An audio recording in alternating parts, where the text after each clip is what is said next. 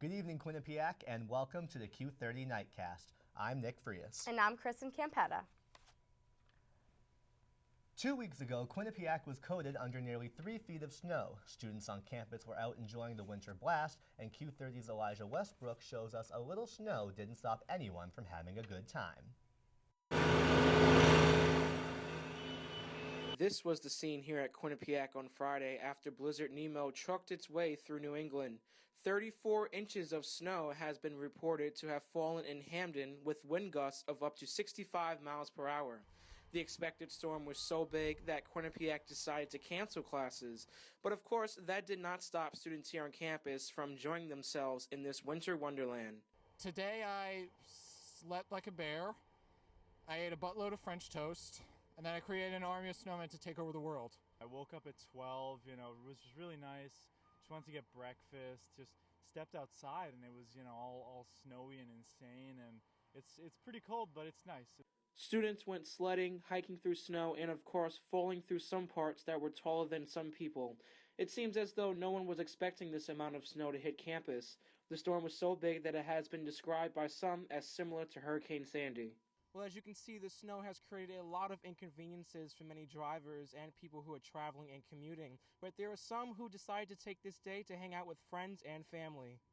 And then you have those students who decided to use the day off to work out at the gym in preparation for the spring and summer. First thing we did was go to the rec center, try to work out, and just chill until they closed it at 4 o'clock. Well, it seems like everyone had a great day overall despite the inconveniences that some students faced in trying to get around campus. Quinnipiac had sent an email to students stating that they are in the works to return to a normal schedule. Safety is our #1 priority, and students are urged to stay inside and use good judgment. Here at Quinnipiac, Elijah Westbrook, Q30 News. It only took 5 minutes for the Quinnipiac versus Yale hockey game to sell out. Students were able to get their tickets online, but 100 lucky students skipped this process and got free tickets beforehand. These students were chosen because they attended the most hockey games this season, but controversy arose as some students only got tickets to sell them to the highest bidder. Right now, prices are ranging online from $20 to $60, so if you're looking for tickets, there's probably someone on Facebook trying to sell one. Quinnipiac's law school is getting a new home. There are plans to renovate an existing building on the North Haven campus for the law school. A Quinnipiac official says the space in the current law school is needed for other programs and the move will help parking problems. A panel of Quinnipiac law students was assembled to figure out what is needed in the new building down to the small details. Quinnipiac hopes to complete the transition by the summer of 2014. And Quinnipiac's new School of Medicine is getting ready to open their doors. This school is unique among other medical schools because they will primarily focus on education rather than research. The school will begin accepting students this coming fall. The med school will team up with the schools of health science and nursing. Also new to the campus will include several high-tech classrooms.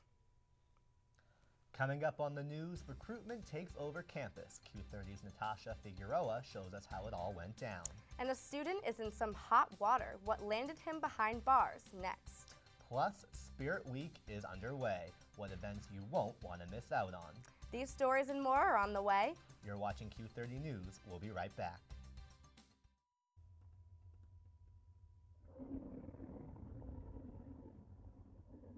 I could really go for a Ray and Mike sub right now. Come to Ray and Mike's and try our Philly chicken with cheese for just over $4, giant cheesesteak subs, and mouth-watering boar's head sandwiches for as low as $4.75. Q-Cash accepted just a mile down the road on Whitney, here at Ray and Mike's. This past weekend, hundreds of girls went out for sorority recruitment. Q30's Natasha Figueroa shows us how the process works. Greek life is a driving force here at Quinnipiac, and this past weekend, sorority recruitment was in full swing. Hundreds of girls filled the Carl Hansen Student Center, hoping for a bid from the sorority of their dreams. Throughout the process, the potential new members relied on recruitment counselors to guide them and answer any of the questions they have. We tend to calm their nerves and whatnot and kind of just let them have fun and have an open mind throughout the entire weekend. The girls narrowed down their choices in order to find the chapter they feel most at home. Lauren is a freshman and thought it would be a good idea to join a sorority to get a sense of sisterhood. I'm an only child, so it would just be nice to have people that I could call my own sisters. A lot of training takes place prior to recruitment. Vice President of Recruitment, Nicole, makes sure everyone is prepared. I train them for how they should be interacting with the potential new members and how they should be disassociated. Joining a sorority gives these girls an excellent chance to form a network of close friends. For girls like Kayla, joining a sorority brings her closer to the QU community. For me, it was a little nerve-wracking at first, but I feel it's a good experience to get to know people and get more involved on campus. At the end of recruitment, over 300 girls found a new family of sisters. Here at Quinnipiac, Natasha Figueroa, Q30 News. Just in time for the big hockey game against Yale Friday night, it's Spirit Week. There will be several campus events to get students pumped up for the weekend. Today, students were invited to stuff a bobcat. It's like Build-A-Bear, but bobcat style. Tomorrow, you can take a picture with Boomer. And Friday is the day everyone's been waiting for, the Yale Gate pep rally followed by the big game. And seniors, prepare for your last hurrah of your college career with your friends by purchasing your Senior Week tickets. For just $315, your ticket covers food, transportation, housing, and all events from May 16th to the 18th. Tickets are available for purchase in the Carl Hansen Student Center. For more information, like Quinnipiac's Senior Week on Facebook or follow QU Senior Week on Twitter. Quinnipiac sophomore Patrick Mulligan was arrested last Tuesday morning for possession of marijuana and drug paraphernalia. Public safety smelled the drug coming from Mulligan's room, and when they entered, they found over 114 grams of marijuana under Mulligan's desk. Mulligan was then taken to the Hamden Police Station and appeared in Meriden Court earlier tonight. Coming up break, a meth bust takes an unexpected twist, with the cops found that surprised them all. And some crazy putts that would make even Tiger Woods jealous. Plus, our own Maddie Holloway has the world news. Keep it tuned to Q30. We'll be right back.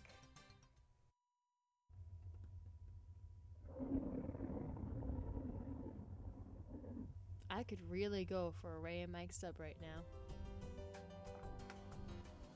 Come to Ray and Mike's and try our Philly chicken with cheese for just over $4, giant cheesesteak subs, and mouth-watering boar's head sandwiches for as low as $4.75. Q-Cash accepted just a mile down the road on Whitney, here at Ray and Mike's. No. 9 student golfers made 9 putts of a lifetime yesterday that even Tiger Woods will be jealous of. The students in the PGA Golf Management Program at Campbell University all made a putt at the same time. The men did it as a monthly class competition, and it took them 28 attempts, but they were finally successful, and they won the competition. A man from South Florida finished a 26-mile marathon on Sunday while dribbling 2 basketballs.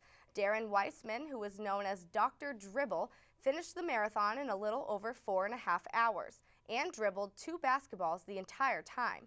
Weissman says he was running to raise money for a Miami area organization that helps foster kids. Dr. Dribble says he was in some pain after the race, but his happiness overshadowed that. And police in an Illinois town found themselves in a sticky situation. After a tip from neighbors, officers thought they were raiding a house to bust a family's meth lab. They found out the meth was actually maple syrup. The family thanked their neighbors for their concern, so much in fact that they invited them over for a pancake meal.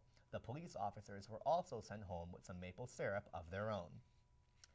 And nearly 50 years after the death of JFK, some of his personal items are going up for sale, and they're not going cheaply. Kennedy's Air Force One bomber jacket sold at an auction for over $620,000. Kennedy's close friend and former assistant decided to auction off the jacket while preparing to sell the family's home. Other items were also auctioned off, including family photos and signed letters from the president to his parents. So Nick, have you heard that story about the Blade Runner? He was the Olympic athlete who I think he shot his girlfriend in his home because he thought she was an intruder. Is that?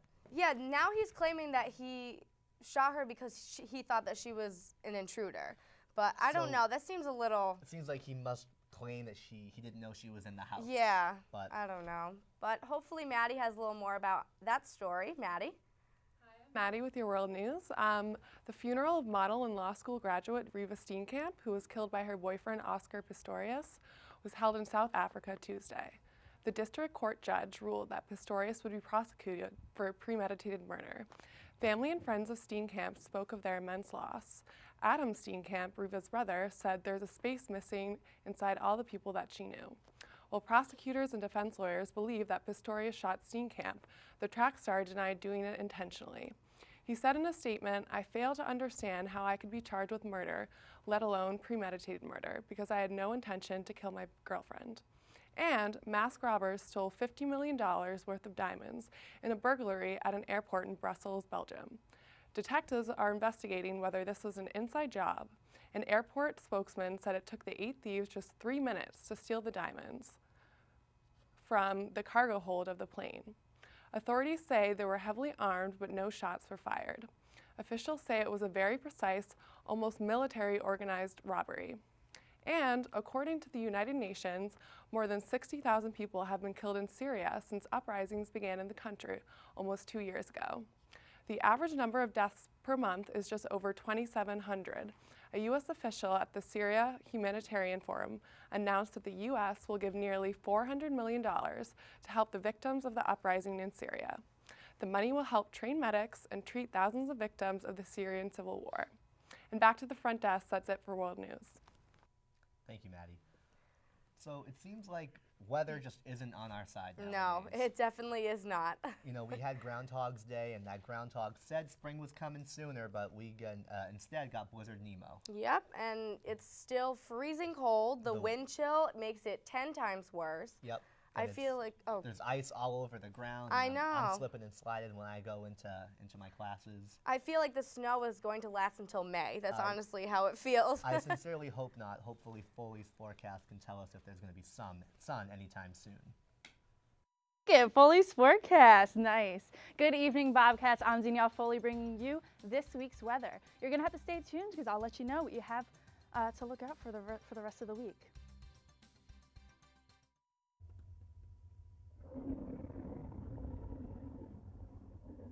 I could really go for a Ray and Mike sub right now.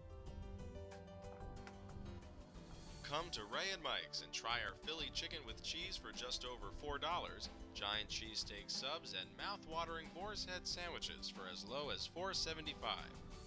Q-Cash accepted just a mile down the road on Whitney, here at Ray and Mike's.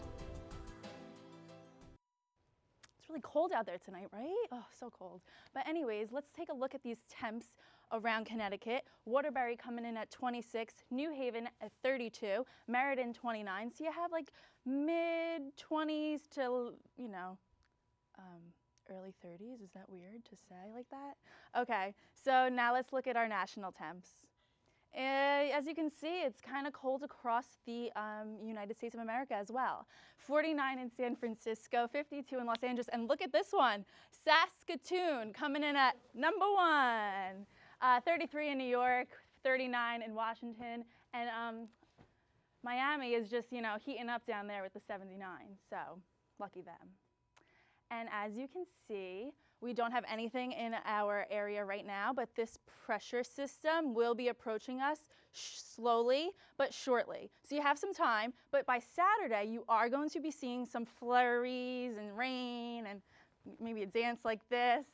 And so just be prepared for that. And wear this, you should wear jackets like this, like this, with hoods.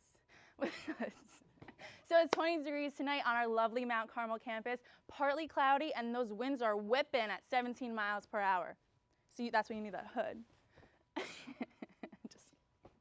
And tomorrow it's gonna warm up a little bit, 35, partly cloudy. Winds are gonna pick up 2 numbers, 19 miles per hour. So you're gonna need the hood again. Like that, all right? So let's take a look at our 7-day forecast. So tomorrow you're gonna be able to enjoy the sun, but do be prepared for that wind that's gonna be approaching us in the face maybe. And then Friday, we're gonna have some clouds coming in, and then Saturday and Sunday, like I said, we will have the rain and the snow. Monday, enjoy your Monday, it's Happy Monday. with the sun, and then the clouds are going to roll in again. So maybe we'll have another Nemo. I don't know. Back to you guys, Nick and Kristen. Thank you. Wow. Thank you, Danielle. Thank you, Danielle. Very colorful forecast. Definitely. So it looks like Michael Jackson's son is going to be getting into the business, but I don't think as a singer like his late father. No, I heard he wants to be a producer now and a reporter, which is awesome. Good for him, you know? He wants to do something other than what his father did. I think it's really great he's trying to bring that Jackson name back into the limelight and hopefully kind of separate himself from his family because they're all musically talented and get some journalistic skills in there. Yeah, definitely. So we're going to head over to Chelsea and Julia with more on that. This is Entertainment News, and I'm Chelsea Barata. And I'm Julie Timpanero. Fergie may be cleaning dirty diapers soon enough. The Black Eyed Peas singer has been tweeting about her lovely baby bump. A rep confirms she is expecting her first child with husband Josh Duhamel. The happy couple has been together for 4 years now after getting married in 2009. Duhamel would not feed into the baby rumors at his recent movie premiere for Safe Haven, but he did say having a child would be his greatest life achievement. Even though Michael Jackson's oldest son, Prince, may not possess his father's incredible singing and dancing skills, he has recently started his future career in the world of interviewing and producing. Prince recently interviewed stars from the upcoming film Oz, the Great and Powerful. You may remember one of Michael's most famous roles was in the Scarecrow in The Wiz. Prince's dreams would be to become a director, producer, and screenwriter. He is off to a great start considering he was the guest correspondent on Entertainment Tonight. And Alec Baldwin apparently had a run-in with the media over the weekend. The New York Post says he told one of their reporters he wanted to choke her to death and use racial slurs against her photographer. A WABC reporter questioned him over the incident Monday. "Can you set the record straight? Why would I bother doing that for you?" A rep called Baldwin's accusations completely false. He and the photographer have filed harassment complaints against each other. That's all for tonight. I'm Julia. And I'm Chelsea. Now back to the desk. Thank you, ladies. So, Nick, did you get a Yale ticket?